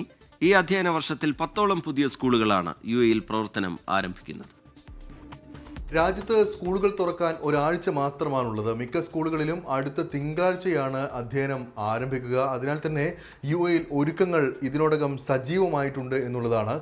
മലയാളികൾ ഉൾപ്പെടെയുള്ള പ്രവാസികളുടെ മക്കളാണ് ഇവിടെ സ്കൂളുകളിൽ പഠിക്കുന്ന വിദ്യാർത്ഥികളിൽ ഭൂരിഭാഗവും എന്ന് തന്നെയാണ് ഏറ്റവും പ്രധാനപ്പെട്ട കാര്യം. നാട്ടിലേക്ക് ലീവിനായിട്ട് ഇപ്പോൾ പ്രവാസികളെല്ലാം തന്നെ പോയ ഒരു സാഹചര്യമാണുള്ളത്. ഈ പ്രവാസികളെല്ലാം തന്നെ തിരികെ വന്ന് തുടങ്ങിയിട്ടുണ്ട്. UAE അതോടൊപ്പം തന്നെ വിദേശ സിലബസ് പിന്തുടരുന്ന സ്കൂളുകളിലെല്ലാം ഇത് പുതിയ അധ്യയന വർഷമാണ്. വിദ്യാർത്ഥികളെ സ്വാഗതം ചെയ്യുക പുതിയ അധ്യയന വർഷത്തിലേക്കായിരിക്കും. എന്നാൽ ഏപ്രിൽ ക്ലാസുകൾ തുടങ്ങിയ ഇന്ത്യൻ സിലബസ് സ്കൂളുകളുണ്ട്. ഇവിടെ 2ാം പാദത്തിനാണ് ഇനിയിപ്പോൾ തുടക്കമാവുക. സ്കൂളുകളിലെ അധ്യാപകർ അതോടൊപ്പമുള്ള ജീവനക്കാർ എല്ലാവരും തന്നെ ഇതിനോടകം സ്കൂളുകളിൽ എത്തി തുടങ്ങിയിട്ടുണ്ട്. അതിനിടെ അധ്യാപകർക്കായുള്ള പ്രൊഫഷണൽ ഡെവലപ്മെൻറ്റ് പ്രോഗ്രാമും വിവിധ സ്കൂളുകളിൽ ആരംഭിച്ചിട്ടുണ്ട് എന്നാണ് നമുക്ക് മനസ്സിലാക്കാൻ സാധിക്കുന്നത്. വിദ്യാഭ്യാസ മേഖലയുടെ വികസനത്തിനായി മികച്ച പദ്ധതികളാണ് UAEയിൽ നടക്കുന്നത്. അതിൻ്റെ ഭാഗമായി പുതിയ സ്കൂളുകളും രാജ്യത്ത് ഈ വർഷം തുറക്കുന്നുണ്ട്. ഈ മാസം അവസാനത്തോടെ ദുബായിൽ മാത്രം 4 പുതിയ സ്കൂളുകളാണ് തുറക്കാനിരിക്കുന്നത്. അബുദാബിയിൽ 3 അതോടൊപ്പം തന്നെ ഷാർജയിൽ 2 പുതിയ സ്കൂളുകളും നിലവിൽ വരുമെന്നാണ് നമുക്ക് മനസ്സിലാക്കാൻ സാധിക്കുന്നത്. KHDA ഇത് കഴിഞ്ഞ ദിവസം തന്നെ അറിയിച്ചിരുന്നു. 2033 കൂടി 100 പുതിയ സ്കൂളുകളാണ് UAEയിൽ വരാൻ ഒരുങ്ങുന്നതെന്നാണ് മനസ്സിലാക്കാൻ സാധിക്കുന്നത്. കഴിഞ്ഞ വർഷം 10 പുതിയ സ്കൂളുകളാണ് തുറന്നത്. 2033 കൂടി ഇത്തരത്തിൽ 100 പുതിയ സ്കൂളുകൾ തുറക്കുക എന്ന ലക്ഷ്യത്തിനായി UAE അതിവേഗം സഞ്ചരിച്ചുകൊണ്ടിരിക്കുകയാണെന്ന് തന്നെയാണ് മനസ്സിലാക്കാൻ സാധിക്കുന്നത്. ഇതിനിടെ രാജ്യത്തെ നിർധനരായിട്ടുള്ള വിദ്യാർത്ഥികൾക്ക് സൗജന്യ ബാഗുകൾ നൽകുന്ന പദ്ധതിക്ക് ദുബായ് കെയേഴ്സ് കഴിഞ്ഞ ദിവസം തുടക്കമിട്ടിട്ടുണ്ട്. UAE ഈ വർഷം ആചരിക്കുന്ന ഇയർ ഓഫ് കമ്മ്യൂണിറ്റി ഉണ്ട്. ഈ ഒരു ഇയർ ഓഫ് കമ്മ്യൂണിറ്റിക്ക് പിന്തുണ അർപ്പിച്ചാണ് ഈ ഒരു പദ്ധതി നടപ്പാക്കുക.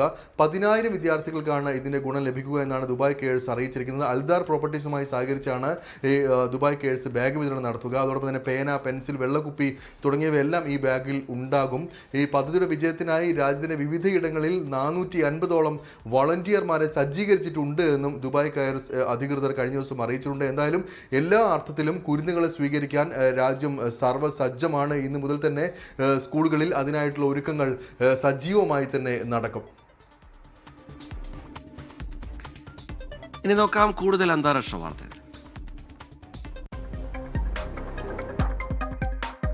അമേരിക്കയുടെ കിഴക്കൻ തീരത്ത് എറിൻ ചുഴലിക്കാറ്റ് കാറ്റഗറി 4 കൊടുങ്കാറ്റായി ശക്തി പ്രാപിച്ചു. ജനങ്ങൾക്ക് ജാഗ്രതാ നിർദ്ദേശം നൽകി.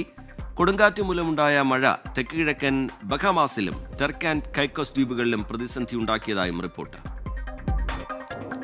പാകിസ്ഥാനിൽ മേഘവിസ്ഫോടനത്തെ തുടർന്നുണ്ടായ പ്രളയത്തിൽ മരണം 657ആയി. 1000-ലേറെ പേർക്ക് പരിക്കേറ്റു. സൈന്യത്തിന്റെയും പാരാമിലിറ്ററി വിഭാഗങ്ങളുടെയും നേതൃത്വത്തിൽ രക്ഷാപ്രവർത്തനം തുടരുന്നു. നൈജീരിയയിലെ വടക്കു പടിഞ്ഞാറൻ സംസ്ഥാനമായ സെക്കോട്ടോയിൽ ബോട്ട് അപകടത്തിൽ 40-ലധികം പേരെ കാണാതായി. ഇവർക്കായി തെരച്ചിൽ തുടരുകയാണെന്ന് അധികൃതർ അറിയിച്ചു. അപകടത്തിൽപ്പെട്ട 10 പേരെ രക്ഷപ്പെടുത്തിയിട്ടുണ്ട്. മ്യാൻമറിലെ പൊതുതെരഞ്ഞെടുപ്പിന്റെ 1-ാം ഘട്ടം ഡിസംബർ 28-ന്. തുടർഘട്ടങ്ങൾ ഡിസംബർ അവസാനവും ജനുവരിയിലും നടക്കുമെന്ന് ഇലക്ഷൻ കമ്മീഷൻ അറിയിച്ചു. പട്ടാളം ഭരണം പിടിച്ച ശേഷം ആദ്യമായി നടക്കുന്ന തെരഞ്ഞെടുപ്പാണ് ഇത്. സോഷ്യൽ മീഡിയയിൽ ട്രെൻഡിംഗ് ആയ വാക്കുകൾ കേംബ്രിഡ്ജ് നിഘണ്ടുവിലേക്ക്. സ്കീബിഡി, ടെഡ്വൈഫ് എന്നിവ ഈ വർഷം കേംബ്രിഡ്ജ് നിഘണ്ടുവിൽ പുതുതായി ചേർത്ത വാക്കുകളിൽ ഉൾപ്പെടുന്നു.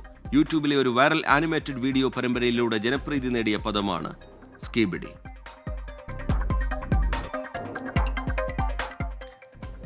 ശ്രീഗോകുലം മൂവീസിന്റെ ബാനറിൽ ഗോകുലം ഗോപാലൻ നിർമ്മിക്കുന്ന ജയറാം, കാളിദാസ് ജയറാം എന്നിവർ കേന്ദ്ര കഥാപാത്രങ്ങളായെത്തുന്ന ചിത്രം ആശകൾ 1000ന്റെ ചിത്രീകരണം കൊച്ചിയിൽ ആരംഭിച്ചു. കാക്കനാട് മാവേലിപുരത്ത് ഓണം പാർക്കിൽ നടന്ന പൂജാ ചടങ്ങുകൾക്ക് ശേഷം കൊച്ചിയിലും പരിസര പ്രദേശങ്ങളിലുമാണ് ചിത്രീകരണം ആരംഭിച്ചത്. ഒരു വടക്കൻ സെൽഫി എന്ന ചിത്രത്തിലൂടെ മലയാളി സിനിമാ പ്രേക്ഷകർക്ക് സുപരിചിതനായ ജി പ്രജിത്താണ് ആശകൾ 1000 സംവിധാനം ചെയ്യുന്നത്. ജൂഡ് ആന്റണി ജോസഫാണ് ആശകൾ 1000ന്റെ ക്രിയേറ്റീവ് ഡയറക്ടർ. ആശകൾ 1000 എന്ന് പറഞ്ഞ ചിത്രം എല്ലാവരും പ്രതീക്ഷിക്കുന്ന പോലെ ഞാനും കാത്തിരിക്കുന്ന ഒരു ചിത്രം തന്നെയാണ്. പ്രത്യേകിച്ച് വടക്കൻ സെൽഫിക്ക് ശേഷം പ്രജിത്തേട്ടൻ ഡയറക്ട് ചെയ്യുന്ന സിനിമ, പിന്നെ ജൂഡ് ആന്റണി ജോസഫാണ് ഇതിന്റെ ക്രിയേറ്റീവ് ഡയറക്ടർ. അപ്പൊ ആ ഒരു ടീം വരുമ്പോൾ തന്നെ ഗോകുലത്തിന്റെ ബാനറിൽ പടം ഒരുങ്ങുമ്പോൾ തന്നെ ഒരു വമ്പൻ ചിത്രമായിരിക്കുമെന്ന് ഏവർക്കും അറിയാവുന്ന ഒന്ന് തന്നെയാണ്. പിന്നെ എന്താ പറയുക, ഗോകുലം നല്ല സിനിമകൾ പ്രേക്ഷകരിലേക്ക് എത്തുന്ന ഗോകുലമാണ് ഇത് നിർമ്മിക്കുന്നത്. ശ്രീ ഗോകുലം ഗോപാലൻ സാറാണ് ഇതിന്റെ നിർമ്മാണം. പിന്നെ ഇതിന്റെ സാങ്കേതിക മികവ് കൊണ്ടും ഒപ്പം അഭിനേതാക്കളുടെ ഒരു വമ്പൻ താരനിര കൊണ്ടും പ്രേക്ഷകർക്ക് ഇഷ്ടപ്പെടുന്ന നല്ലൊരു കുടുംബ ചിത്രം നിങ്ങൾക്ക് പ്രതീക്ഷിക്കാം. കല്യാൺ സിൽക്സിന്റെ പുതിയ ഷോറൂം പാലക്കാട് പട്ടാമ്പിയിൽ പ്രവർത്തനം ആരംഭിച്ചു. ഓണക്കാലത്ത് നിരവധി സമ്മാനങ്ങളുമായാണ് കല്യാൺ സിൽക്സ് സെലക്ട് ഉപഭോക്താക്കളെ കാത്തിരിക്കുന്നത്. പട്ടാമ്പി MLA മുഹമ്മദ് മൂസിൻ ഷോറൂം ഉദ്ഘാടനം ചെയ്തു.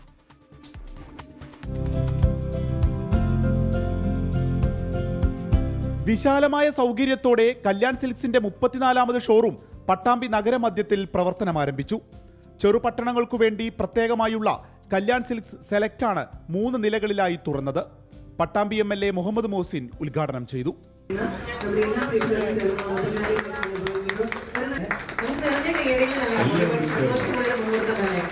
തീർച്ചയായിട്ടും കല്യാൺ സിൽക്സ് എന്ന് പറയുന്ന ഒരു ബ്രാൻഡ് കൂടി പട്ടാമ്പിയിൽ വരുമ്പോൾ പട്ടാമ്പിക്കാർ പുറത്തു പോയിട്ടാണ് സാധനങ്ങളൊക്കെ വാങ്ങാറ്. അപ്പോൾ ഇവിടെ തന്നെ ഷോപ്പിംഗ് അനുഭവം അവർക്ക് കിട്ടുമെന്നുള്ള തന്നെയാണ് പ്രത്യേകത. ഈ സ്ഥാപനത്തിന് എല്ലാവിധ ആശംസകളും നേരുകയാണ്. ഗുണമേന്മയിൽ വിട്ടുവീഴ്ചയില്ലാതെ വിലക്കുറവിൽ വസ്ത്രങ്ങൾ നൽകുന്നതാണ് എപ്പോഴും പ്രത്യേകതയെന്ന് Kalyan silks and Kalyan hyper market ചെയർമാനും മാനേജിംഗ് ഡയറക്ടറുമായ TS പട്ടാഭിരാമൻ പറഞ്ഞു. ക്വാളിറ്റിയിൽ ഞങ്ങൾ ഒട്ടും കോംപ്രമൈസ് ചെയ്യാറില്ല. ഇപ്പം തന്നെ നിങ്ങൾ നോക്കുകയാണെങ്കിൽ ഒരു 60-70% ഞങ്ങളുടെ ഓൺ പ്രൊഡക്ഷനാണ്. ഈ ഓൺ പ്രൊഡക്ഷൻ ആകുമ്പോൾ ക്വാളിറ്റി ആയാലും വാല്യൂ ഫോർ മണി, പ്രൈസിലായാലും സെലക്ഷനിലായാലും വലിയൊരു മാറ്റം തന്നെ ഉണ്ടാവും. കല്യാൺ സിൽക്സ് എക്സിക്യൂട്ടീവ് ഡയറക്ടർമാരായ പ്രകാശ് പട്ടാഭിരാമൻ, മഹേഷ് പട്ടാഭിരാമൻ, കല്യാൺ ജ്വല്ലേഴ്സ് ചെയർമാനും ഡയറക്ടറുമായ TS Kalyanaraman, Kalyan jewellers executive director Rajesh Kalyanaraman, Kalyan Vasthralaya chairman TS Anantharaman, Pattambi നഗരസഭാ ചെയർപേഴ്സൺ O ലക്ഷ്മിക്കുട്ടി തുടങ്ങിയവർ സന്നിഹിതരായിരുന്നു. ഓണക്കോടിക്കൊപ്പം 2 കോടി സമ്മാന പദ്ധതി കല്യാൺ സിൽക്സിൽ ആരംഭിച്ചു കഴിഞ്ഞു. 24 Palakkad. Kasaragod Kundamkuzhi government higher secondary സ്കൂളിൽ 10ാം ക്ലാസ് വിദ്യാർത്ഥിയുടെ കർണപുടം തകർത്ത സംഭവത്തിൽ അധ്യാപകനെതിരെ നടപടി ഇന്നുണ്ടായേക്കും. പ്രധാന അധ്യാപകൻ എം അശോകന്റെയും വിദ്യാർത്ഥിയായ അഭിനവ് കൃഷ്ണയുടെയും മൊഴിയെടുത്ത ശേഷം വിദ്യാഭ്യാസ ഉപഡയറക്ടർ ടി വി മധുസൂദൻ പൊതുവിദ്യാഭ്യാസ ഡയറക്ടർക്ക് ഇന്നലെ റിപ്പോർട്ട് നൽകിയിരുന്നു. അധ്യാപകന് വീഴ്ച സംഭവിച്ചു എന്ന അന്വേഷണത്തിൽ കണ്ടെത്തി എന്നാണ് സൂചന. അതേസമയം സംസ്ഥാന ബാലാവകാശ കമ്മീഷൻ അംഗം ബി മോഹൻകുമാർ ഇന്ന് വിദ്യാർത്ഥിയുടെ മൊഴി രേഖപ്പെടുത്തും. ജില്ലാ ചൈൽഡ് ലൈൻ ഓഫീസറോടും ജില്ലാ പോലീസ് മേധാവിയോടും 15 ദിവസത്തിനകം റിപ്പോർട്ട് നൽകാൻ ബാലാവകാശ കമ്മീഷൻ ആവശ്യപ്പെട്ടിട്ടുണ്ട്. വന്യജീവികൾ കാടിറങ്ങുന്നത് തടയുന്നതിനായുള്ള പ്രതിരോധങ്ങൾക്ക് ഊർജ്ജം പകരുകയാണ് വയനാട്ടിലെ സോളാർ ഫെൻസ് സർവീസ് സെന്റർ. നേരത്തെ നോർത്ത് വയനാട് വനം ഡിവിഷനിലെ മാനന്തവാടിയിലാണ് വനവകുപ്പ് നേരിട്ട് നടത്തുന്ന സർവീസ് സെന്റർ ഉള്ളത്. സംസ്ഥാനത്ത് വനവകുപ്പിന്റെ നേതൃത്വത്തിലുള്ള ഏക സർവീസ് സെന്ററും ഇതാണ്. വന്യമൃഗങ്ങൾ കാടിറങ്ങുന്നത് തടയാൻ വനം വകുപ്പിന്റെ മിഷൻ ഫെൻസിംഗ് പദ്ധതി മുന്നോട്ടു പോവുകയാണ്. ഇതിന് കരുത്തു പകരുന്ന ഉദ്യമമാണ് വയനാട്ടിലെ ഈ സർവീസ് സെന്റർ. വന്യജീവികൾ ജനവാസ കേന്ദ്രത്തിലേക്ക് ഇറങ്ങുന്നത് തടയാനുള്ള ദൗത്യത്തിന് കരുത്താണ് സോളാർ ഫെൻസിംഗ്. എന്നാൽ ഇതിന്റെ ഉപകരണങ്ങൾക്ക് കേടുപാട് പറ്റിയാൽ നന്നാക്കണമെങ്കിൽ ബാംഗ്ലൂരുവിലോ മൈസൂരുവിലോ കോയമ്പത്തൂരോ കൊണ്ടുപോകണം. കിട്ടാനുള്ള കാലതാമസവും പ്രതിസന്ധിയായിരുന്നു. അപ്പോഴേക്കും കാടിറങ്ങിയെത്തും വന്യജീവികൾ. എന്നാൽ മാനന്തവാടിയിൽ ഇപ്പോൾ ശരവേഗത്തിലാണ് ഉപകരണങ്ങളുടെ അറ്റകുറ്റപ്പണികൾ നടക്കുന്നത്. ഈ ഫെൻസിംഗ് മെയിൻ്റനൻസിന് പറയുമ്പോൾ നമ്മൾ ചെയ്യുന്നത് എന്താണെന്ന് പറഞ്ഞാൽ അതിൻ്റെ എനർജൈസർ മെയിൻ്റനൻസും പിന്നെ അതിൻ്റെ ബാറ്ററി മെയിൻ്റനൻസും ആണ്. നമ്മൾ ലാസ്റ്റ് 3 months മാത്രം ഒരു 600 എനർജൈസേഴ്സ് നമ്മൾ റിപ്പയർ ചെയ്ത് ടൈംലി ആയിട്ട് കൊടുത്തിട്ടുണ്ട്. അത് മാത്രമല്ലാതെ ഒരു 40 ബാറ്ററീസും നമ്മൾ റെഡിയാക്കി കൊടുത്തിട്ടുണ്ട്. ഈ മെയിൻ്റനൻസ് സെല്ലിൻ്റെ ഭാഗമായിട്ട് തന്നെ നമ്മൾ BFOസിനേക്കും പിന്നെ ഫോറസ്റ്റ് വാച്ചേഴ്സിലേക്കും ഒരു ട്രെയിനിങ്ങും കൊടുക്കാറുണ്ട്. ഇതെങ്ങനെ മെയിൻറ്റെയിൻ ചെയ്യണം, എങ്ങനെ പ്രോപ്പറായിട്ട് അത് നമുക്ക് റിപ്പോർട്ട് ചെയ്യണമെന്ന് ഒരു റിപ്പോർട്ടിംഗ് മെക്കാനിസമും വെച്ചിട്ടുണ്ട്. സർവീസ് സെന്ററിന്റെ തുടക്കം വയനാട് നോർത്ത് DFO ആയിരുന്ന മാർട്ടിൻ ലോവലിന്റെ ശ്രമഫലമായാണ്. മറ്റു ജില്ലകളിൽ നിന്ന് പോലും അറ്റകുറ്റപ്പണിക്കായി ഇവിടേക്ക് ഉപകരണങ്ങൾ എത്തിക്കുന്നുണ്ട്. ചിലപ്പോൾ ഒരു റെസിസ്റ്റൻസേ പോയിട്ടുണ്ടാവുള്ളൂ. നമ്മളൊരു ഇലക്ട്രോണിക് കടയിൽ കൊണ്ടു കൊടുത്തു കഴിഞ്ഞാൽ ഇന്ന് കൊടുത്ത് 4 ദിവസം കഴിഞ്ഞെങ്കിൽ അവർ തരുള്ളൂ. അവർക്ക് മറ്റു വർക്കുകളുടെ ഇടയിൽ. അതേസമയം ഇവിടെ വന്നു കഴിഞ്ഞാൽ ഒരു റെസിസ്റ്റൻസ് ആണ് പോയിട്ടുള്ളതെങ്കിൽ ഉടനെ തന്നെ നമുക്കത് മാറ്റിക്കൊടുത്ത് അവർക്ക് തിരിച്ച് വൈകുന്നേരം ആകുമ്പോഴത്തേന് ആ ഭാഗത്തെ പ്രൊട്ടക്ഷൻ നടത്താൻ പറ്റുന്നു. ഇതാണ് ഇതിൻ്റെ ഏറ്റവും വലിയൊരു ഗുണം. കഴിഞ്ഞ 6 മാസത്തിനിടയിൽ ഏകദേശം battery energiser, battery charger, DVM machine ഇതെല്ലാം കൂടി ഒരു 800ഓളം ഉപകരണം നമ്മൾ മെയിൻ്റെനൻസ് ചെയ്ത് കഴിഞ്ഞു. ചെലവ് കുറഞ്ഞതും ഏറെ ഫലപ്രദവുമാണ് സോളാർ തൂക്കുവേലി. സർവീസ് സെന്റർ കൂടി പ്രവർത്തന സജ്ജമായതോടെ ഉത്തര കേരളത്തിലെ വനാതിർത്തികളിലെ വൈദ്യുതി വേലി പ്രതിരോധത്തിന് കൂടുതൽ കരുത്തേറുകയാണ്. 24 വയനാട്. കോഴിക്കോട് ജില്ലയിൽ അമീബിക് മസ്തിഷ്ക ജ്വരം സ്ഥിരീകരിച്ച സാഹചര്യത്തിൽ പ്രതിരോധ പ്രവർത്തനങ്ങൾ ഊർജിതമാക്കി ആരോഗ്യവകുപ്പ്. 2 പേരാണ് നിലവിൽ കോഴിക്കോട് മെഡിക്കൽ കോളേജ് ആശുപത്രിയിൽ ചികിത്സയിലുള്ളത്. 31 വയസ്സുള്ള യുവാവും 3 മാസം പ്രായമുള്ള കുഞ്ഞുമാണിത്. യുവാവ് ICUവിലും കുഞ്ഞ് വെന്റിലേറ്ററിലുമാണുള്ളത്. ഇവരുടെ പ്രദേശമായ തലക്കുളത്തൂർ പഞ്ചായത്തിലും ഓമശ്ശേരി പഞ്ചായത്തിലും ജാഗ്രതാ നിർദ്ദേശം നൽകിയിട്ടുണ്ട്. പ്രതിരോധ പ്രവർത്തനങ്ങൾ വേഗത്തിലാക്കുന്നു. തലക്കുളത്തൂരിൽ രോഗം സ്ഥിരീകരിച്ച വാർഡിൽ കിണറുകളിൽ ശുചീകരണ പ്രവർത്തനങ്ങൾ നടത്തി. പക്ഷേ രോഗത്തിന്റെ ഉറവിടം കണ്ടെത്താൻ കഴിഞ്ഞിട്ടില്ല. വെള്ളത്തിന്റെ സാമ്പിൾ പരിശോധനയ്ക്ക് അയച്ചിട്ടുണ്ട്. അതേസമയം കുഞ്ഞിന് രോഗം സ്ഥിരീകരിച്ചത് കിണറ്റിലെ വെള്ളത്തിൽ നിന്നാണ് എന്ന നിഗമനത്തിൽ തന്നെയാണ് ആരോഗ്യവകുപ്പ്.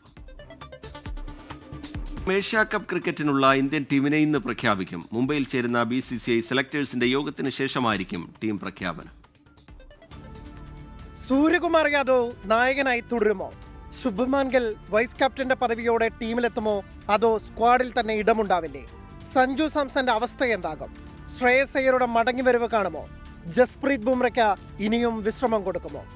ഇന്ത്യൻ ക്രിക്കറ്റ് ആരാധകരുടെ ഇങ്ങനെയുള്ള 100 ചോദ്യങ്ങൾക്ക് ഇന്ന് ഉത്തരമാകും. ഏഷ്യ കപ്പിനുള്ള ടീം പ്രഖ്യാപനം മാത്രമല്ല, അടുത്ത വർഷത്തെ ലോകകപ്പിനുള്ള ഇന്ത്യൻ സ്ക്വാഡിനെ കുറിച്ചുള്ള ഏകദേശ രൂപം എങ്ങനെയെന്ന സൂചന കൂടിയാണ് ഇന്നുണ്ടാവുക. ഫിറ്റ്നസ് തെളിയിച്ചതോടെ സൂര്യകുമാർ യാദവ് ക്യാപ്റ്റനായി തുടരുമെന്ന് തന്നെയാണ് റിപ്പോർട്ടുകളെല്ലാം സൂചിപ്പിക്കുന്നത്. സഞ്ജു സാംസൺ, അഭിഷേക് ശർമ്മ, തിലക് വർമ്മ, റിങ്കു സിംഗ്, ഹാർദിക് പാണ്ഡ്യ എന്നിവർക്കെല്ലാം സ്ഥാനം ഉറപ്പിക്കാമെന്നും വിവരങ്ങളുണ്ട്. IPLലും ഇംഗ്ലണ്ടിനെതിരായ ടെസ്റ്റ് പരമ്പരയിലും റൺമല തീർത്തെങ്കിലും കോർ ടീമിനെ പൊളിക്കേണ്ട എന്ന തീരുമാനത്തിൽ BCCI ഉറച്ചാൽ ഗില്ലിന് അവസരമുണ്ടാകില്ല. ജസ്പ്രീത് ബുംറ വിശ്രമം വേണ്ടെന്ന് വെച്ചാൽ മുഹമ്മദ് സിറാജും പുറത്തിരിക്കേണ്ടി വരും. IPLൽ ഉജ്ജ്വല പ്രകടനം നടത്തിയ ശ്രേയസിനെ ഇനിയും അകറ്റി നിർത്തുമോ എന്നതും കണ്ടറിയണം. സ്പിന്നിനെ തുണയ്ക്കുന്ന UAEയിലെ പിച്ചുകളിലേക്ക് എത്ര സ്പിന്നർമാരുമായാണ് ഇന്ത്യ എത്തുക എന്നതിലും കൗതുകമുണ്ട്. സെപ്റ്റംബർ 9 തുടങ്ങുന്ന ടൂർണമെന്റിൽ നിലവിലെ ചാമ്പ്യന്മാരായ ഇന്ത്യയുടെ ആദ്യ മത്സരം 10-നാണ്. Sports desk 24. ICC വനിതാ ഏകദിന ലോകകപ്പിനുള്ള ഇന്ത്യൻ ടീമിനെ ഇന്ന് പ്രഖ്യാപിക്കും. ഉച്ചതിരിഞ്ഞ് 3:30 പ്രഖ്യാപനം. ഹർമൻപ്രീത് നയിക്കുന്ന ടീമിൽ സ്മൃതി മന്ദാന, ജമീമ, ദീപ്തി ശർമ്മ ഉൾപ്പെടെയുള്ള പ്രമുഖ താരങ്ങളെല്ലാം ഇടം പിടിക്കും. മിന്നു മണിക്ക് ടീമിൽ ഇടം ലഭിക്കുമോ എന്നതാണ് മലയാളി ആരാധകരുടെ ആകാംക്ഷ. ഡിജിറ്റൽ സാങ്കേതിക സർവകലാശാല VC നിയമനത്തിൽ സുപ്രീം കോടതിയുടെ നിർണായക ഇടപെടലിൽ പ്രതീക്ഷയെന്ന് സംസ്ഥാന സർക്കാർ. സെർച്ച് കമ്മിറ്റി രൂപീകരിക്കാനായി വിരമിച്ച ജസ്റ്റിസ് സുധാൻഷു ധൂലിയയെ ചെയർപേഴ്സണായി നിയമിച്ചതോടെ VC നിയമനത്തിൽ രാജ്ഭവന്റെ അധിക ഇടപെടൽ ഉണ്ടാകില്ല എന്നാണ് വിലയിരുത്തൽ. സെർച്ച് കമ്മിറ്റി 3 പേരുടെ പാനൽ മുഖ്യമന്ത്രിക്ക് നൽകണമെന്ന് കൂടി സുപ്രീം കോടതി ഉത്തരവിട്ടതോടെ കേസിൽ താൽക്കാലിക വിജയം നേടി എന്നാണ് സർക്കാരിന്റെ വാദം. 2 ആഴ്ചയ്ക്കുള്ളിൽ സെർച്ച് കമ്മിറ്റി രൂപീകരിക്കണമെന്ന നിർദ്ദേശമുള്ളതിനാൽ ഉടൻ നടപടികളിലേക്ക് കടന്നേക്കും. കൊടും കുറ്റവാളി ഗോവിന്ദച്ചാമിയുടെ ജയിൽചാട്ടം അന്വേഷിക്കാൻ സർക്കാർ നിയോഗിച്ച വിദഗ്ധ സമിതി ഇന്ന് കണ്ണൂർ സെൻട്രൽ ജയിലിൽ പരിശോധന നടത്തും. ജസ്റ്റിസ് CN രാമചന്ദ്രൻ, മുൻ സംസ്ഥാന പോലീസ് മേധാവി ജേക്കബ് പുന്നൂസ് എന്നിവരാണ് ഉച്ചയോടെ ജയിൽ സന്ദർശിക്കുക. അരുൺ പൂപ്പറമ്പ വിവരങ്ങളുമായി കണ്ണൂരിൽ നിന്ന് ചേരുന്നുണ്ട്. വിവരങ്ങൾ അരുൺ.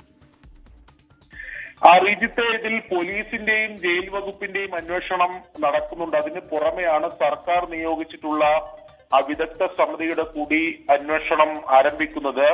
അന്വേഷണത്തിന്റെ ഭാഗമായി ഇന്ന് കണ്ണൂർ സെൻട്രൽ ജയിലിൽ ഈ സമിതി എത്തും. ജസ്റ്റിസ് CN രാമചന്ദ്രൻ, മുൻ സംസ്ഥാന പോലീസ് മേധാവിയായിട്ടുള്ള ജേക്കബ് പുന്നൂസ് എന്നിവരാണ് ഉച്ചയോടെ കണ്ണൂർ സെൻട്രൽ ജയിലിൽ എത്തുക.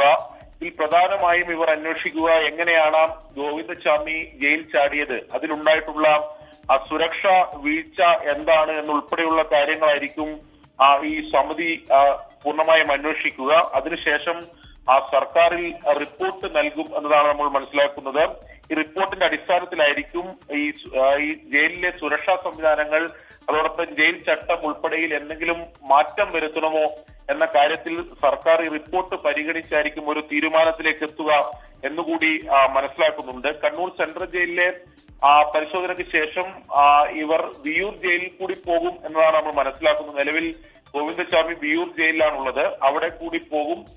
ഇന്ന് പക്ഷേ കണ്ണൂർ സെൻട്രൽ ജയിലിലായിരിക്കും ഈ അന്വേഷണത്തിന്റെ ഭാഗമായുള്ള സന്ദർശനവും പരിശോധനയും ഉണ്ടാവുക.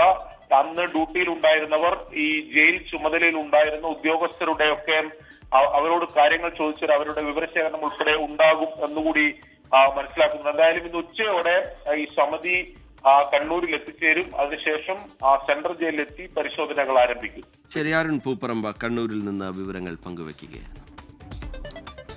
സിറോ മലബാർ സഭ സിനഡ് സമ്മേളനം തുടരുന്നു. സിറോ മലബാർ മേജർ ആർക്കി എപ്പിസ്കോപ്പൽ സഭയുടെ 33ാമത് മെത്രാൻ സിനഡിന്റെ 2ാം സമ്മേളനമാണ് തുടരുന്നത്. ഈ മാസം 29 വരെയാണ് സിനഡ് സമ്മേളനം. ക്രൈസ്തവർ നേരിടുന്ന പീഡനങ്ങൾ, ഛത്തീസ്ഗഡിലെ കന്യാസ്ത്രീകൾ നേരിട്ട അതിക്രമം, വൈദികർക്ക് നേരെയുള്ള ആക്രമണം എന്നിവ ഇന്നലെ നടന്ന സിനഡിൽ ചർച്ചയായിരുന്നു. ഇന്ത്യയിലും വിദേശത്തുമായി സേവനം ചെയ്യുന്നവരും അജപാലന ശുശ്രൂഷയിൽ നിന്ന് വിരമിച്ചവരുമായ 52 പിതാക്കന്മാരാണ് സമ്മേളനത്തിൽ പങ്കെടുക്കുന്നത്. നോക്കാമിനി അറിയിപ്പുകൾ.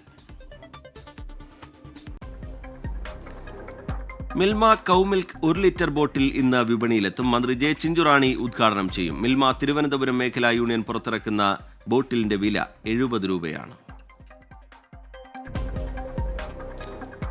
Delhi development authority architect, designer തസ്തികകളിലേക്ക് അപേക്ഷിക്കാനുള്ള അവസാന തീയതി ഇന്നാണ്. 6 ഒഴിവുകളിലേക്ക് വാക്ക് ഇൻ ഇന്റർവ്യൂയിലൂടെയാകും നിയമനം. 35 വയസ്സാണ് പ്രായപരിധി. തിരുവനന്തപുരം നഗരത്തിന്റെ വിവിധയിടങ്ങളിൽ ഇന്ന് രാത്രി 7 മുതൽ നാളെ രാവിലെ 10 മണിവരെ ജലവിതരണം മുടങ്ങും. ശാസ്തമംഗലം, പൈപ്പിൻമൂട്, വഴുതക്കാട് ഭാഗങ്ങളിലാണ് ജലവിതരണം മുടങ്ങുന്നത്. പൈപ്പ് ലൈനിലെ അറ്റകുറ്റപ്പണിയെ തുടർന്നാണ് ജലവിതരണം മുടങ്ങുന്നത്.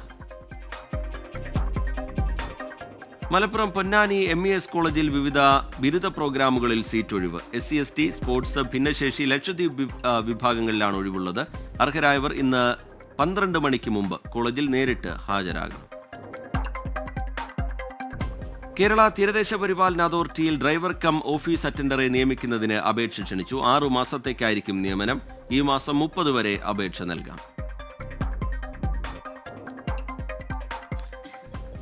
ശ്രീപത്മനാഭസ്വാമി ക്ഷേത്രത്തിലെ കമ്പ്യൂട്ടർ സംവിധാനം ഹാക്ക് ചെയ്ത കേസിൽ അന്വേഷണം ഊർജിതമാക്കി തിരുവനന്തപുരം സിറ്റി സൈബർ പോലീസ്. പ്രാഥമിക പരിശോധനയിൽ ഹാക്കറെ സംബന്ധിച്ച് സൂചനകൾ ലഭ്യമായിട്ടില്ല. അന്വേഷണത്തിനായി സൈബർ സെൽ ടീമിനെ കൂടാതെ മറ്റ് സാങ്കേതിക വിദഗ്ധരുടെ സഹായം തേടിയിട്ടുണ്ട്. കമ്പ്യൂട്ടർ പ്രോഗ്രാമുകളിലും ഡാറ്റകൾക്കും ഹാക്കർ മാറ്റം വരുത്തിയിട്ടുണ്ട്. ജൂൺ 13 മുമ്പുള്ള ദിവസങ്ങളിലാണ് ഹാക്കിംഗ് നടന്നിട്ടുള്ളത്. ക്ഷേത്രത്തിലെ കമ്പ്യൂട്ടർ സംവിധാനം പ്രവർത്തനരഹിതമാക്കണമെന്ന ഉദ്ദേശത്തോടെയാണ് ഹാക്കിംഗ് നടന്നത് എന്നാണ് നിഗമനം.